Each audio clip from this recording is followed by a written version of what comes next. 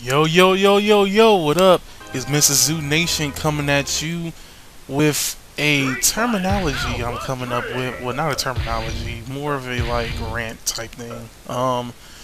For today's discussion, I'm going to be talking about Vanguard being too expensive now. And it seems to be true at this point. I think at this point, Vanguard is expensive. And the reason why I say that is because it's very hard. Every deck that used to be expensive as hell is even more expensive as hell. And every deck that used to be a budget deck is no longer a budget deck. I've been trying to come up with ways to figure out how to make a budget deck in Vanguard, and it's not like how it was it wasn't like how it was like a year or 2 years ago.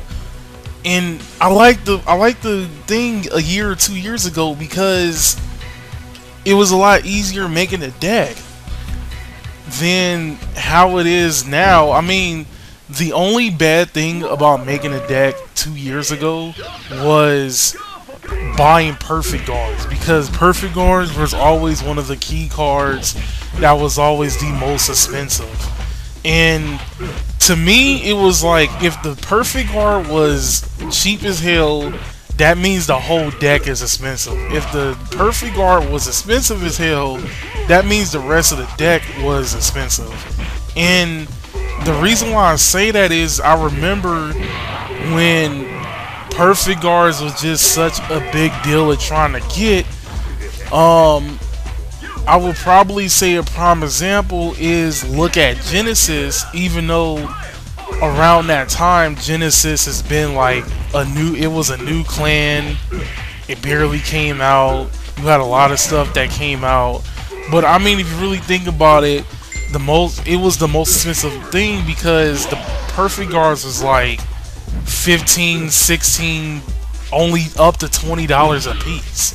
And I remember because I was trying to get my friend to play the game, and I asked him what deck that he wanted to get, and even though I knew one of the choices was Bermuda Triangle, he also wanted to play Genesis, and I was like, okay, well, let me try to get the Genesis deck for you. Everything was going good up until I got to the perfect guards, and I was like, dude, I'm already a budget player myself, so it's like, man, trying to get the perfect guards back in the day was just ridiculous. That goddess of self-sacrifice, or I forgot what her actual name was, so I just remember that was her first part of her name.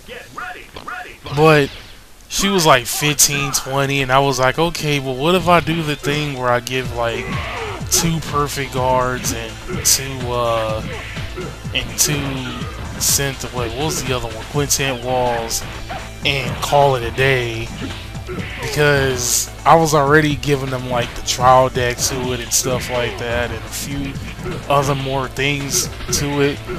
Even to this day, even to this day, I haven't really finished the deck, and mainly part of that is because me and him haven't been keeping in contact lately because he moved. But outside of that, outside of that, I probably would have finished the deck by now, but it just hasn't really came up.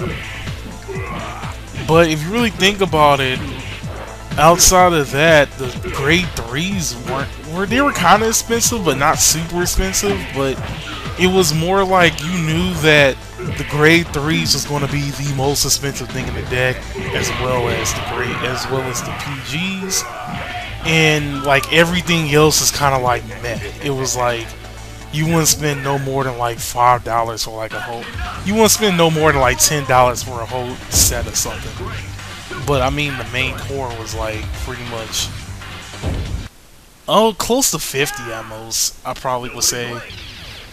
But I liked it back, and I liked it back in those days. Like getting PGs was such a bitch to get, but it was worth it. It was like, you knew that this is where your money was going. You knew that the grade 3s was where your money was going. And I thought it was more of, when this whole stride thing came out, I thought it was like, okay, well, Now you got to worry about the grade 3s, the PGs, and the stride. But now it's just, you have to worry about all that plus the old school key cards that you need for a deck. And it's just, it gets up to a point where it's like this game is no longer cheap. And that was the one good thing about Vanguard, was it was cheaper than most games like Yu-Gi-Oh! Or Magic. I mean, it was like, if you were a budget player and you wanted to play a game with a lot of balance, Vanguard was the game to go to. But now it's just, it's starting to get as expensive as Pokemon. It's starting to get expensive as Yu-Gi-Oh! It's starting to get expensive as Magic at this point. And it's like, even some Yu-Gi-Oh! Decks, even some budget Yu-Gi-Oh! Decks are less expensive than most budget Vanguard decks at this point. And then it gets up to a point where it's like, even if you were to build a Vanguard deck on budget, you wouldn't get the full benefits of it. Like, you can make a G version of Great Nature, but you will never get the full benefits of it because you still need the Coil Ducklings. I think at this point it's safe to say that Chatnor is pretty much makes and breaks the deck at this point. It's for sure that Chatnor makes and breaks the deck at this point. It doesn't even matter if you're using the Legions or not. I think Chatnor legitimately makes and breaks the deck at this point as far as grade 3s are considered. And it's like, what are you going to use? Barry and what's the name of that elephant nigga? I can't think of the elephant nigga at the moment, but you're just going to use those two, and you're still not going to get a lot of benefits from the deck, even with that. And it's just, and then looking at grade 2s, you got like Crayon Tiger, which I love Crayon Tiger. He's pretty decent. I love his effects, but the thing I hate about his effect is he's a generation break, and that's where it's like, yeah, just the fact that you're a generation break and I have to bust my ass just to get into just a stride, just to use your awesomeness of an effects, it just kills it off. Especially if you're trying to keep people grade locked, or somebody's trying to keep you grade locked, and it's like, man, that's ridiculous. And that's where Binoculars Tiger comes in. Binoculars Tiger is very hard to find. He was always in Great Nature, always the key card to Great Nature. He back in the day, he literally made and break the deck. He was like the deck's bread and butter along with Coilbill. It was like him and Coilbill. That was like Shaq and Kobe pretty much. Or that was like, I can't use the Utah Jazz reference because I don't remember who home dude that was with Karl Malone was. But it was just like, it was like the bread and butter of the deck, dude.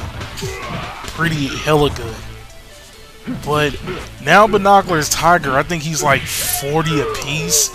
And you don't necessarily need 4 copies. I think you can go pretty well with 3. Like, my visionary version of what I want my Great Natures to be is like 3 of him, 3 Crayon Tigers, and 4 of the Legion mates. That's like 4, 5, 6, 7, 8, 9, 10, and then probably like Compass Lion maybe or something. Probably Compass Lion. And now that it's very hard to get it, the only time I ever see it at this point is like somebody selling as a full deck, and it's like, that would have been cool to pay all that money for a full deck if I didn't already have the fucking deck. Which is retarded, in my opinion. Retarded. And I'm kind of noticing that with like a lot of stuff. Like, I know Bushiroad is trying to finally make certain decks that weren't relevant. Like, now we have Neo Nectars relevant just because We have a main character using it. We now have Pale Moon and Grand Blue relevant because now some main characters use it. And it's like, you're trying to bring back Pale Moon, which is cool and all, but you're trying to bring back a generic version of Pale Moon, where the main deck to use in Pale Moon was like, what, Silver Thrones? And, I mean, not Silver Thrones, Silver Thorns. And it just got up to a point where it's like, okay, unless if you were playing the Legion version of Pale Moons, which I did at one point. I was playing the Legion version. I was playing the Legion Break Ride version of Pale Moons. It's like you're not going to find all the key cards like Midnight Bunny, Purple Trapezes, especially Purple Trapezes. Purple Trapezes with the Legion Break Ride was one of the stupidest combos I've ever seen. Matter of fact, that was the reason why I defeated so many Messiah decks when Messiah first came out, because it was like, yeah, you locked all my shit, but I have like one more thing to go to, and abusing the living hell out of Purple Trapezes effect was just, that was the most funniest things ever. But now you need Purple Trapezes. Purple Trapezes are like, well, actually, I think they kind of went down, but then it doesn't justify it now that you have to have the newer expensive cards to the deck in Purple Trapeze, which is like 20, 30 bucks. Well, actually, I got mine for 10. No, I think the regular ones are 10. I think it's the promos that are like 40, 50 bucks a piece.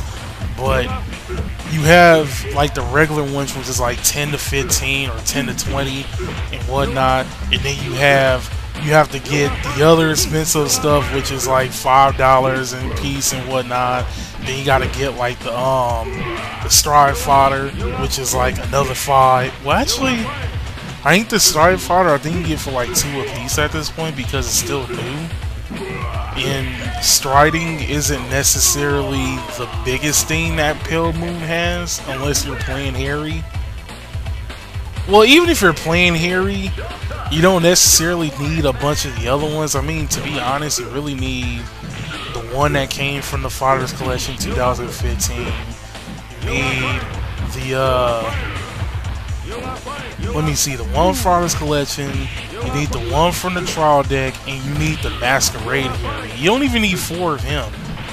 And you need 4 of the other guy, I can't think of his name, which is also expensive as hell. Even though I'm kind of pissed that the Harry one is expensive as hell. He has a decent effect, but it's like,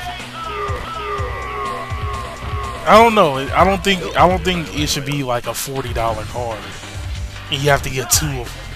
I think I probably would have been a lot. I think it would have been a lot easier if it was like 20, 25 at most. But no, the nigga's like 40. So even if you wanted to build a budget build of Pale Moon, you cannot build a budget version of Pale Moon unless you just stick to like, the trial versions of the deck, the trial versions of the Legion. I mean, not Legion. Fuck, I'm fucking up. The trial version of the Strides. And then same thing with Grand. The Grand Blue one is the most disappointing one. Them niggas didn't even get them niggas didn't even get support for like over a year. Like over a course of 2015, they only got 4 cards. That was 2 from Fighters Collection 2015 and 2 from the Winter Edition of Fighters Collection 2015. And that's ridiculous. That's like the only 2 times they like legitimately it's not even support either. That's the sad thing about it. I don't consider it support because it's only 2 cards. So legitimately, you're trying to get people in a deck that you ignored for so long, and it gets up to a point where, yeah, I want to try this deck, but I kind of don't, because trying to find the cards to this deck is just near impossible. Especially when the perfect guards itself came down to like spending 60, 70 bucks on just the perfect guards alone. That's horrible. You're spending $60, $70 on a deck that the perfect guards alone just cost too damn much. And then the brake ride, I think costs like $20 a piece or something like that. But the prices are all over the fucking place, which is stupid and sad at the same time. But I do think there is one solution that I think will probably fix all this, and it is reprints.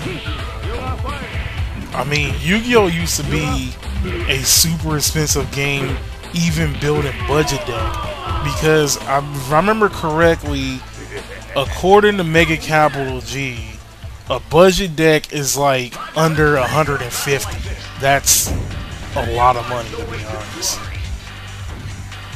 And it's like, if you look at most budget decks now, even though they're not like dominating the format in no way whatsoever, it might happen when Shining Victories come out with. Like, let's say, like right now, one of the ones I'm running is Despots, and the way I wanted to run mine was run like a hand trap version, so it was like, okay, all the Despots all together was like under 25 cents. You're not going to pay no more than like $3 to $5 for just like a set of all the Despots together. And then you got stuff like Maxi and Effect Veiler. Maxi, I think, costs like $10 and stuff like 10 to 15 and whatnot. And Effect Veilers cost like 2 to 5. And then you have other key cards, and then outside of that, the other most expensive thing in the deck should be like, what, Twin Twisters, the Salmons, and probably the extra deck. And it just gets up to a point where it's just, okay, well, if that shit is all I need, and I'll spend like at least close to 70 bucks on it, and then you come back to Vanguard, where even the budget deck that can get at least not all, if not all of its benefits, but at least most of it, you can probably do for like probably around the same price, 150. So it's like, even if you wanted to try to competitively go in with a budget deck, it's like you're gonna have to spend at least close to $200 anyway. What's the point of playing budget and Vanguard at this point? I mean, even Magic is pretty much one of the most expensive of all card games, even more expensive than Yu-Gi-Oh! Sometimes. And no, actually it is. It is more expensive than Yu-Gi-Oh! Because all the top tier decks cost close to 1,000. So yeah, it's probably the most expensive of all the card games. And they even have they have a thing called hyper budget, which is like $30 to make the deck, no more, and sometimes even less than 30. So it's like, yeah. How come Vanguard can't go on a hyper budget, or at least a good hyper budget? So, man, that's ridiculous. That's ridiculous in my opinion. I do think that reprints do need it, because there's been too many cases where you would try to give new support to a clan, and then at the same time it's just, oh yeah, we're gonna give new support to the clan, it's gonna help with this card, and yeah, it's pretty cool for everybody who had the clan before, especially that card, but now it's just anybody who wants to try the clan out now has to spend extra on this particular card because the card is going up in price because of one card. Look at Tachikaze. When Reckless Rampage came out, they have a specific card in Ancient Dragons that can go with Spindle Driver. Spindle Driver used to be like $5, $6 a piece.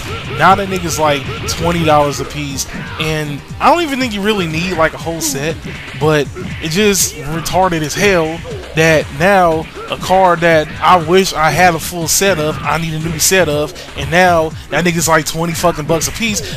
What the fuck, Bushiroad? What the fuck? And then even Spike Brothers trying to get that whole Ogre combo out. Now that dude, now Ogre is like stupid expensive. You used to get like a Spike Brothers deck for like at least 50 bucks tops. It used to be one of those decks that used to be very budgety, but it was so good because even though you were sacrificing all the defense and draw power, in return, you was getting one of the most devastating rush downs that the game has to offer.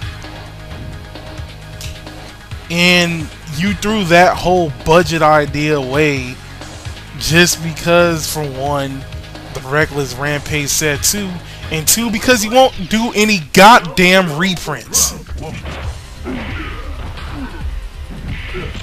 But that's my 2 cents on everything. So, you know what? I guess I'm kind of done with that for right now. Hope you liked and enjoyed the video. If you want to see me more of constantly doing rants, doing whatever, hit the like and subscribe button.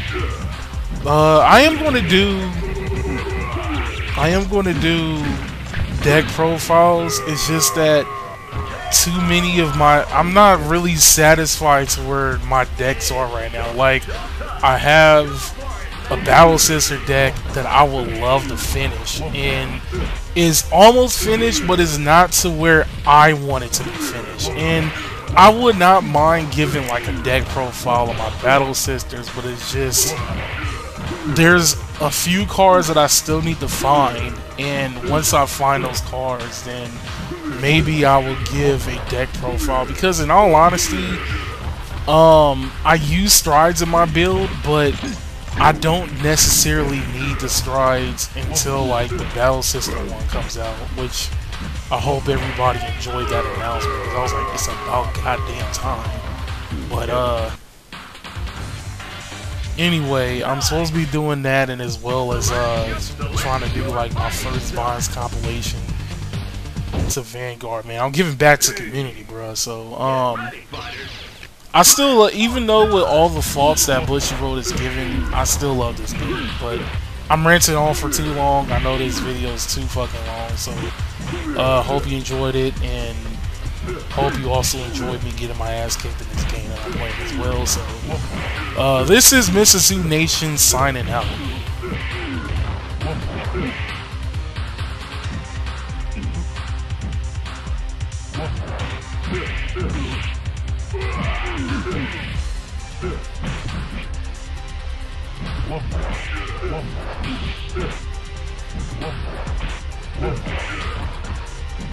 Shame!